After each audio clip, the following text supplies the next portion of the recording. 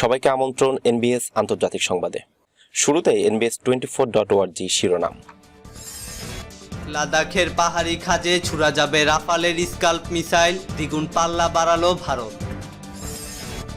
General সুলাইমানির শাহাদাতে শত্রু সেনাদের ধ্বংস করার পথ প্রশস্ত হয়েছে।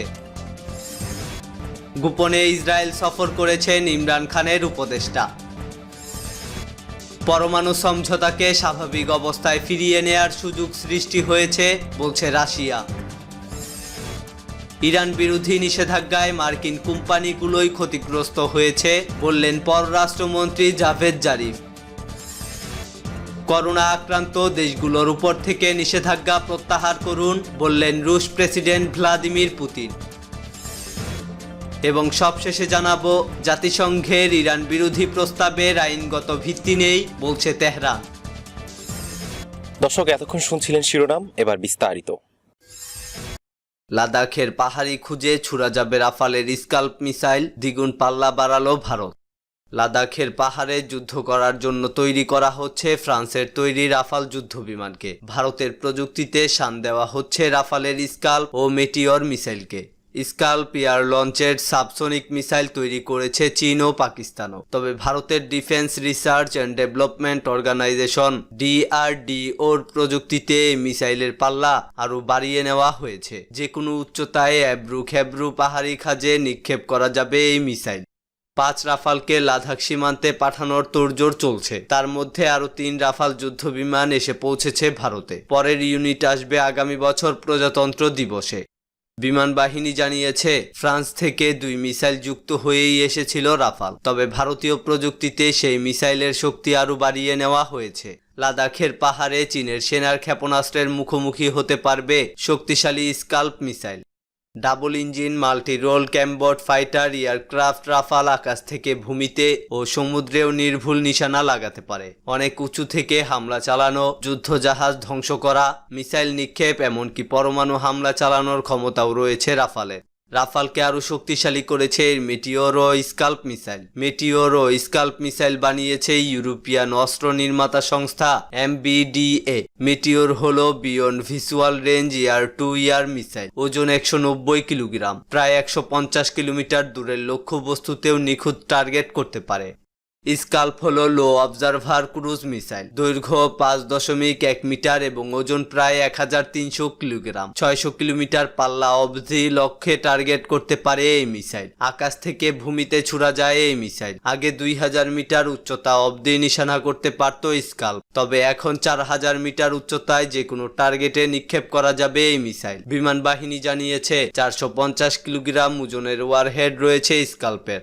রাফাল থেকে 100 থেকে 130 ফুট নিচে কোনো বাধা ছাড়াই নেমে আসবে এই মিসাইল। উঁচু থেকে শত্রুপক্ষের সামরিক ঘাঁটিতে টার্গেট স্থির করা যাবে। দরকার হলে 6000 মিটার উচ্চতা অবধি উঠে তারপর বিদ্যুতের গতিতে নেমে এসে লক্ষ্যবস্তুতে আঘাত করতে পারবে স্কাল্প।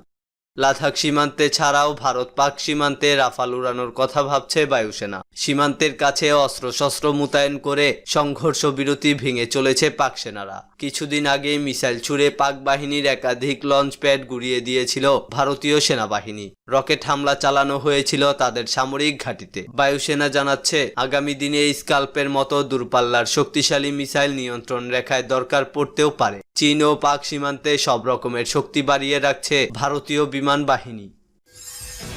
জেনারেল সুলাইমানির শাহাদাতে শত্রু সেনাদের ধ্বংস করার পথ প্রশস্ত হয়েছে।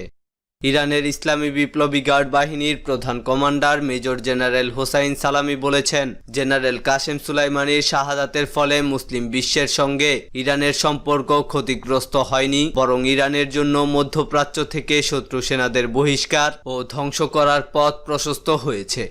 তিনি বৃহস্পতিবার ইরানের উত্তরাঞ্চলীয় মাজানদারান প্রদেশে এক বক্তব্যে বলেন, আমেরিকা ইরানি জনগণের টুটি চেপে ধরে এই দেশকে ওয়াশিংটনের সেবাদাসে পরিণত করার জন্য সর্বোচ্চ চাপ প্রয়োগের নীতি গ্রহণ করেছে।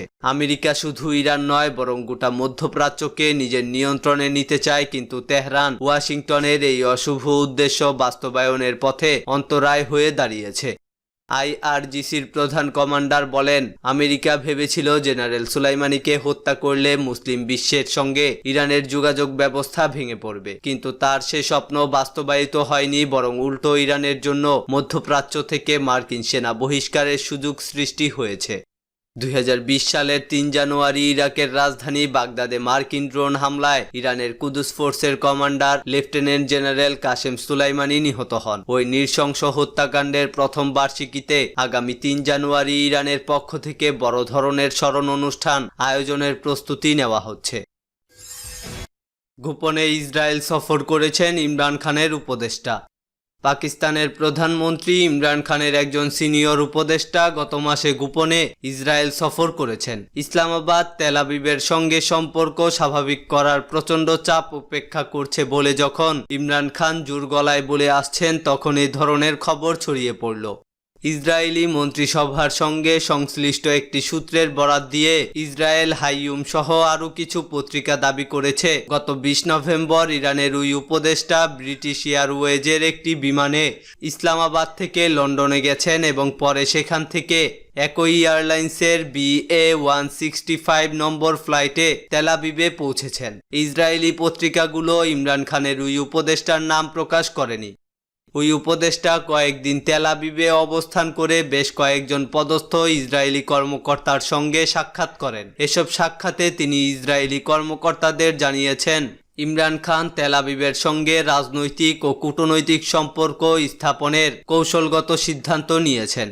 এদিকে লন্ডন ভিত্তিক ইসলামিক থিওলজি অব কাউন্টার টেরোরিজমের ITCT প্রতিষ্ঠাতা ও নির্বাহী পরিচালক নূর দাহরি এই খবরের সত্যতা নিশ্চিত করেছেন। তিনি বুধবার দাবি করেছেন, ইমরান খানের ওই উপদেষ্টা তার ব্রিটিশ পাসপোর্ট ব্যবহার করে তেল আবিব সফর করেন। আরব দেশগুলোর সঙ্গে পাকিস্তানের বর্তমান শীতল সম্পর্ক থেকে ইসলামাবাদকে বের করে আনার পাশাপাশি আরও বেশ কিছু অর্জনের বিনিময়ে ইমরান খান ইসরায়েলের সঙ্গে সম্পর্ক স্বাভাবিক করতে রাজি হয়েছেন বলে তিনি জানান। ইসরায়েলের নিউজ চ্যানেল i24কে দেওয়া সাক্ষাৎকারে দাহরি দাবি করেন, মার্কিন সরকার পাকিস্তানের ওই উপদেষ্টার তেল আবিব সফর অনুমোদন করেছিল বলে তেল আবিব বিমানবন্দরে ইসরায়েলি কর্মকর্তারা তাকে স্বাগত জানান। পাকিস্তানি বংশোদ্ভূত গবেষক দাহরি বলেন, পাকিস্তানি প্রধানমন্ত্রীর উপদেষ্টা তেল আবিবের ইসরায়েলি গোয়েন্দা সংস্থা মুসাদের প্রধান ইউসি কোহেনের সঙ্গে সাক্ষাৎ করে তার কাছে পাকিস্তানি সেনাপ্রধানের এক গোপন বার্তা পৌঁছে দেন।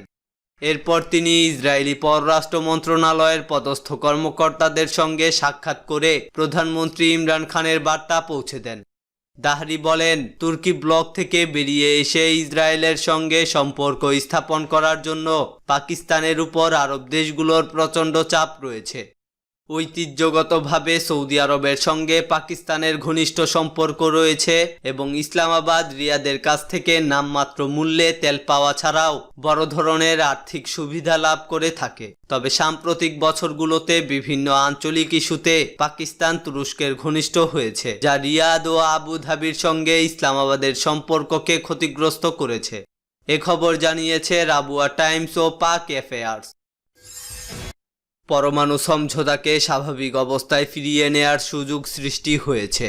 রাশিয়া বলেছে, গত কয়েক বছরের মধ্যে প্রথমবারের মতো ইরানের পরমাণু সমঝোতাকে স্বাভাবিক অবস্থায় ফিরিয়ে নিয়ে তা পুরোপুরি বাস্তবায়নের সুযোগ সৃষ্টি হয়েছে। ভিয়েনায় জাতিসংঘের দপ্তরগুলোতে নিযুক্ত রুশ স্থায়ী প্রতিনিধি Mikhail Ulyanov Russia news channel রাশা24কে দেয়া এক সাক্ষাৎকারে এই আশাবাদ ব্যক্ত করেন। ভিয়েনায় বুধবার পরমাণু সমঝোতা বিষয়ক 17তম যৌথ বৈঠক অনুষ্ঠিত হওয়া প্রসঙ্গে তিনি বলেন, এই অনলাইন বৈঠকে পরমাণু সমঝোতা স্বাক্ষরকারী দেশগুলোর পররাষ্ট্রমন্ত্রীদের বৈঠকের তারিখ নির্ধারিত হয়েছে আগামী 21 ডিসেম্বর। বুধবারের বৈঠকটি রুদ্ধদ্বার ছিল জানিয়ে উলিয়ানভ বলেন, এই বৈঠকে রাশিয়া, চীন, ব্রিটেন, জার্মানি, ফ্রান্স ও ইরান পরমাণু সমঝোতাকে আমেরিকার ট্রাম্প প্রশাসন ক্ষমতায় আসার আগের অবস্থায় ফিরিয়ে নেয়ার আগ্রহ প্রকাশ করেছে। রাশিয়ার এই কূটনীতিক বলেন, ইরান বহুবার বলে এসেছে ইউরোপীয়রা তাদের প্রতিশ্রুতি পূরণে ব্যর্থ হওয়া এবং পরমাণু সমঝোতা থেকে তেহরান তার অর্থনৈতিক স্বার্থ অর্জন করতে না পারায় দেশটি এই সমঝোতার ধারাগুলো বাস্তবায়ন স্থগিত রেখেছে। তিনি বলেন, সব পক্ষ তাদের প্রতিশ্রুতি বাস্তবায়ন আগের মতো শুরু করলে ইরানের পরমাণু সমঝোতা পূর্ণ মাত্রায় বাস্তবায়িত হবে। ইরান বিরোধী নিষেধাজ্ঞায় মার্কিন কোম্পানিগুলোই ক্ষতিগ্রস্ত হয়েছে। ইরানের পররাষ্ট্রমন্ত্রী মোহাম্মদ জাভেদ জারিফ বলেছেন, তার দেশের বিরুদ্ধে আমেরিকার বেআইনি নিষেধাজ্ঞার কারণে মার্কিন কোম্পানিগুলোই বেশি ক্ষতিগ্রস্ত হয়েছে। তিনি বৃহস্পতিবার মার্কিন পররাষ্ট্রমন্ত্রী মাইক পম্পিওকে উদ্দেশ্য করে এক টুইটার বার্তায় এই মন্তব্য করেন।